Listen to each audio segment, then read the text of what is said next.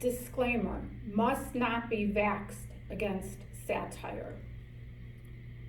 So hello, I'm Lisa Ditkowsky, independent journalist, and I just came from a meeting with Princess J.B. Pritzker, hence the mask, which he can shove up his panties.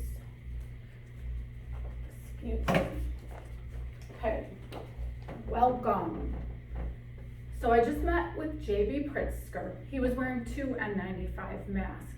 He didn't even give me any coffee, hence I'm in the playroom of the car dealer drinking my coffee. My free coffee from the car dealer, because everybody needs cars, but Pritzker didn't even offer me any coffee. Fitting that I'm in a playroom with no kids in it. Looks like it hasn't been cleaned in 2 years. Pretty gross, but yeah, our kids really haven't been able to play the past 2 to 3 years. City's been shot up, crime is out of control. My heart breaks for Chicago public school students. Probably about 425,000 voting age adults in that contingency. These children have been left behind, have often not gotten the proper nutrition that they need, have had to skip meals, have had to do without the subsidized breakfasts and lunch in the 3rd largest school district in the nation. They were supposed to have the technology to do remote learning, and I talked to many Chicago public school families, and that often was not the case. Families did not often get the technology, the iPads, the tablets to do the remote learning.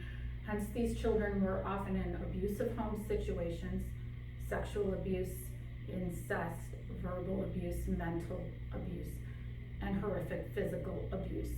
Think about all of these hundreds and hundreds of thousands of Chicago public school children, mostly our most vulnerable citizens, disabled, many mentally ill, who counted on the Chicago public schools for a sanctuary from a home life that often wasn't protective.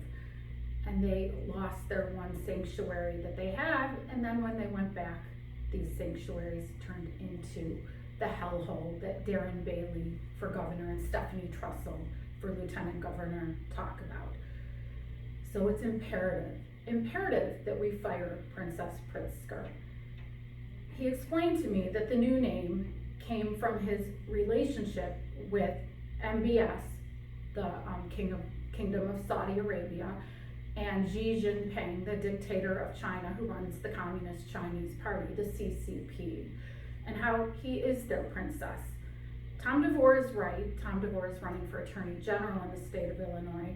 Kwame is a lapdog, the type that Paris Hilton keeps in her pocket, in her purse. That's the type of lapdog to Princess Pritzker that Kwame is. So I'm sure Dictator Jinping is pooping his Silk Road boxers right now.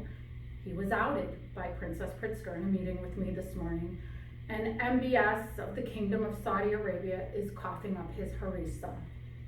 The king and the dictator may even cancel Princess Pritzker's contract with the line, L-I-N-E, the line, Saudi Arabia. Google it. If you don't know what the line is, and you're not preparing for the United Nations Smart City 2030 plan and the Kingdom of Saudi Arabia 2030 vision plan, these plans are online. Google them. United Nations 2030 Smart City Plan, Kingdom of Saudi Arabia 2030 Vision Plan. Some of us remember the 2013 new Iraq plan carried out by Saudi Arabians and Joe Biden's brother, Joseph Biden, and Hillstone International, the contractor.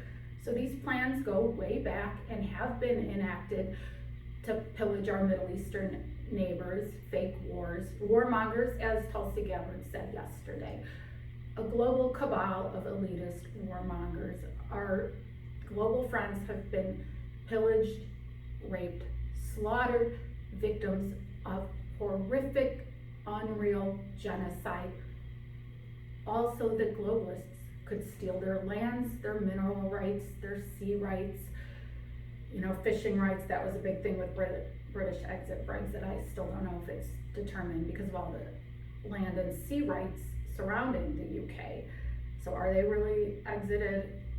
Probably not. The king and the dictator, Kingdom of Saudi Arabia and China, may even cancel Princess Pritzker's contract with the line that I just mentioned, the United Nations 2030 Smart City Plan, Saudi Arabia 2030 Vision Plan, after this meeting with me. But Princess Pritzker wants us all to know to vote red now in early voting through November 8th in these midterm elections.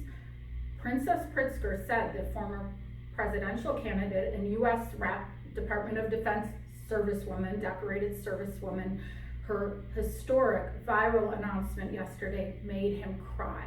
Tulsi Gabbard's announcement that she left the Democratic Party because they're warmongers, a global cabal of elitist warmongers who want to take away our freedoms and do away with the United States Constitution.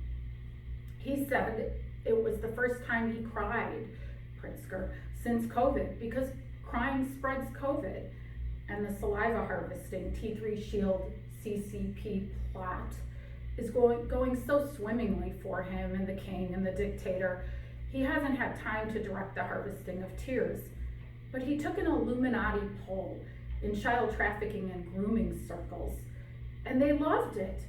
Children's tears harvesting coming next.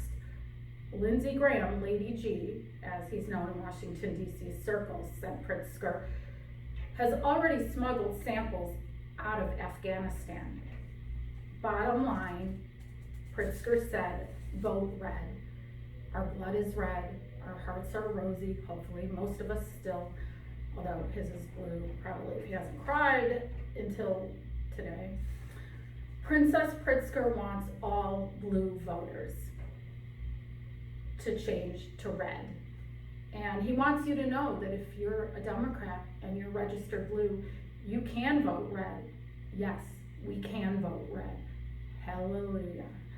Thank you, Tulsi, the first woman ever to make Princess Pritzker's heart beat. Vote Darren Bailey for governor, November 8th. Please take advantage of early voting. It does not matter if you're registered as a Democrat, as a blue voter. You can vote for whatever red candidates you want. It's very important that we vote for candidates such as Darren Bailey and Tom DeVore and Max Rice in my 9th Congressional District, just north of me, the 10th Congressional District, Joseph Severino. We have to get rid of Brad Schneider and Jan Ditkowsky, Kwame Raoul, and J.B. Pritzker. This messaging was paid for only with freedom, and we're taking it back. I'm affiliated with no political candidate. I'm affiliated with no political campaign. I'm an independent journalist. All thoughts are my own. Thank you. And let's take Chicago, Illinois, and the United States of America back. We thank you, Tulsi.